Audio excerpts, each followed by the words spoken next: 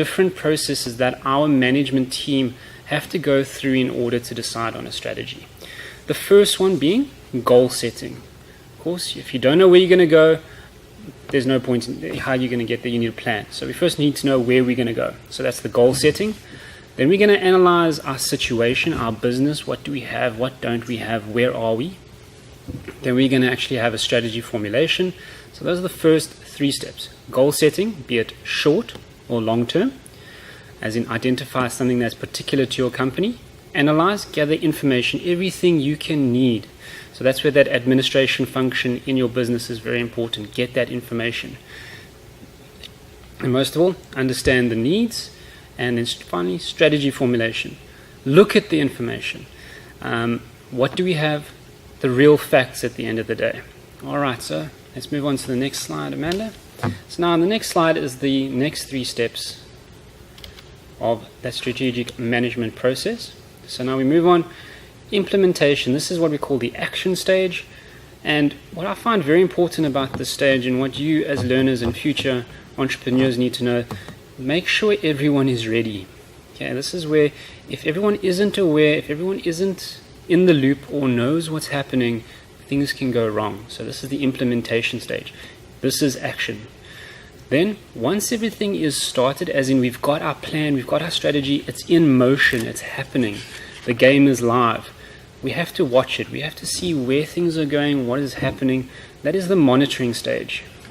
So we review internal and external issues, mostly internal issues. Are people handling things? We try and help them through control action. Do you need more resources? What's happening? And what is the performance? Now, when we set our goals, that's where we said, are we winning? Are we losing? That is the performance measurement we're going to talk about a little bit more later on. Right, evaluation, the last one. Define, lastly, what is successful. Is it successful? Is it not? And most of all, actual versus your sort of what you planned results and what were the actual results at the end of the day. Right, let's move on. Okay, so we have our formulation of the strategy. This has a few steps to it, and I'm sorry guys, but in business there's always steps to things, so you need to learn them, you need to know them in order. We are formulating strategy. We set our objectives, just like setting goals. We evaluate them using tools, the tools we did talk about. That helps us see what we have in our market and our macro. We set targets to reach. We use the context. Think about each department. Now think about yourselves. Each of you are different. Each of you have strengths. Each of you have weaknesses. We need to think about where's our plan going? Which departments is it being used on? And then lastly, analyze performance. I've got there, mind the gap. That means what was the plan and what was the actual performance at the end of the day. So, and at the end of the day, we choose a strategy. Okay, and we have implementation of the strategy. 1, allocate resources, time, people. That's what we're talking about when we say resources. Things that can help your strategy work. Ensure that whatever structure we've set up is organized. And this one is kind of left out a lot of the time. We need to motivate people. People don't like change. You as learners don't like change. That's why we've got to motivate you. No, it's going to be a good idea. These are the positives, and keep you in the loop. So that's motivate staff. Organizational policies is just a document. It's like a set of rules so that each department knows, okay, this is what we need to do. This is how things are done. It's to keep communication clear. And again, management must be involved. We're not talking about laissez-faire management here. You need to be very much involved when doing these strategies. So as we go on, we solve any going problems. What's happening, solve it as it comes up, because often a plan can be made, but little things can come up, and adapt, and we just keep on moving in that cycle. Alright, so learners, follow those steps, each one of them. Right, so Amanda, if you don't mind taking the next slide, please. Okay, once you implement your strategy, then the evaluation takes place, grade 12. Very, very important. It's the process of monitoring business activities and performance results.